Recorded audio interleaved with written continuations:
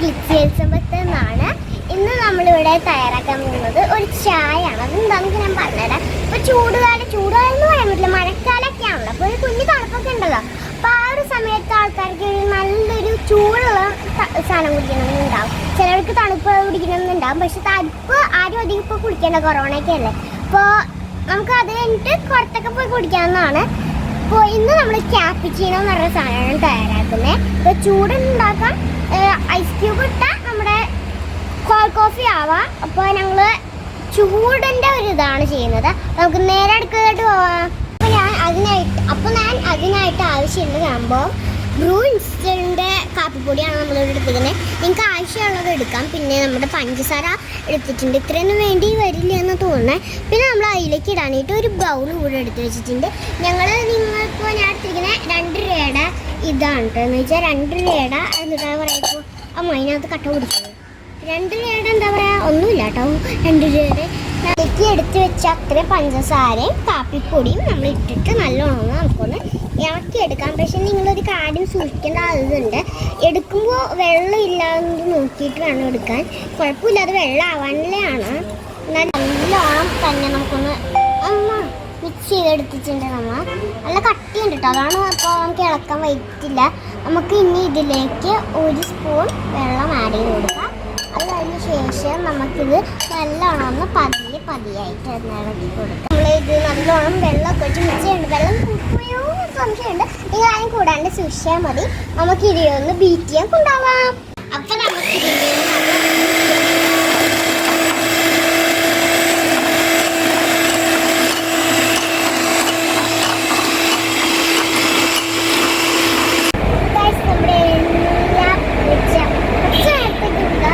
ഇതൊക്കെ റെഡി ആയിട്ടുണ്ട്. ഇത് കുറെ പേർക്ക് ചെയ്യാൻ പറ്റില്ല. ഇത്ര വേണമെങ്കിൽ ചെയ്യാം. ഓക്കെ, ട്രെയിനൊക്കെ നല്ല കച്ചവടം സൗണ്ട് കേൾക്കാൻ പറ്റുമോ അറിയൂല. ഇവിടെ കട്ടേക്ക് വെച്ചിട്ടുണ്ട്. നമുക്ക് ഇനി ഡെക്കറേഷൻ പണിലോട്ട് പോകാം. നമ്മുടെ തിളവലച്ച് വായ ഇരിപ്പുണ്ട്. പിന്നെ നമ്മൾ ആ ക്രീം ഒരു പാത്രത്തിലോട്ട് മാറ്റിയിട്ടുണ്ട്. നമുക്കിതിനകത്തൊന്ന് ഒരു 2 സ്പൂൺ നമ്മുടെ ആ ക്രീം ഒന്ന് ആഡ് ചെയ്ത് കൊടുക്കണം. സൂക്ഷിക്കണം, വീഴുന്നില്ലല്ലോ. വീണ് കൊടുക്കുന്നുണ്ട്. ഇതിപ്പോൾ അതുകൊണ്ട് നമുക്ക് പതിയെ ഒന്ന് ഇളക്കി കൊടുക്കണം. 1 സ്പൂൺ കൂടി ഇടാട്ടോ. ഇതിനകത്തേക്ക് നമുക്ക് 2 സ്പൂണാണ് വേണ്ടത്. നമുക്ക് നല്ലോണം ഇളക്കി കൊടുക്കാം. കട്ടായിട്ട് നോക്കുക കേട്ടത്. പിന്നെ നമ്മൾ നല്ലോണം ഇളക്കി വെച്ചിട്ടുണ്ട്. എനിക്ക് ഇളക്കാൻ പറ്റിയില്ല കേട്ടോ. നല്ല രീതിക്ക് തന്നെ ഞാൻ ഇളക്കി വെച്ചിട്ടുണ്ട്.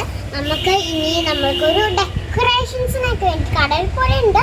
പക്ഷേ കുഞ്ഞു ഡെക്കറേഷൻസ് ഒക്കെ കടയിൽ പോലെ ചെയ്യാനായിട്ട് ഒരു സാധനമാണ് പാലിൻ്റെ മറ്റേ പൊങ്ങി വയ്യോ. നല്ല കണ്ടിട്ട് പാലിൻ്റെ മറ്റേ പൊങ്ങി വരില്ല ഇങ്ങനെ ആ പത മാത്രമായിട്ട് എടുത്തിട്ട് ഒരു കുഞ്ഞു ഡിസൈൻ ചെയ്തിട്ട് വരാം. അപ്പോൾ ഗായ്സ് നമ്മുടെ ഇതിവിടെ നല്ല രീതിക്ക് റെഡിയാക്കി വെച്ചിട്ടാണ്. കാരണം നമ്മൾ ആ പാലിൻ്റെ പത നമുക്കിനി ഡെക്കറേഷൻ ചെയ്യാൻ തുടങ്ങാം. വേണ്ടിയിട്ട് 2-3 ഇതിട്ടിട്ട് നമ്മൾ ജസ്റ്റ് ഇതാക്കിയിട്ട് ഇടവിട്ട് മാത്രമാണ് നമുക്ക് ചെയ്ത് കൊടുക്കണം. ചെയ്തിട്ടുണ്ട്. നമുക്കിനി നമുക്കൊന്ന് എന്താ ചെയ്യുക. അപ്പോൾ തന്നെ നമ്മൾ ഇവിടെ നടുക്കൊരു കുത്തും കൂടി ഇട്ടിട്ടുണ്ട്. നമുക്കിനി ആ ഡെക്കറേഷൻസിലോട്ട് പോവാം. ഇത് നമുക്കൊന്ന് ഇങ്ങനെ ആക്കിയിട്ട് ഇങ്ങനെ കൊടുക്കുകയാണ്. ഇങ്ങനെ ഇവിടെ വെച്ച് നിർത്തിയിട്ട് ഇവിടെ നിന്ന് നമുക്കൊരു ഡെക്കറേഷൻസിന് വേണ്ടിയിട്ട് ഇങ്ങനെ ഇങ്ങോട്ട് ആക്കാം. അപ്പോൾ നമ്മുടെ അടിപൊളി ക്യാപ്പിച്ചിനോ ഇവിടെ റെഡി ആയിട്ടുണ്ട്. നമുക്കിതിന്ന് ടേസ്റ്റ് ചെയ്ത് നോക്കാം. നല്ല രസമുണ്ട്. കടയത്തെ പോലെ തന്നെയുണ്ട് കാണാൻ.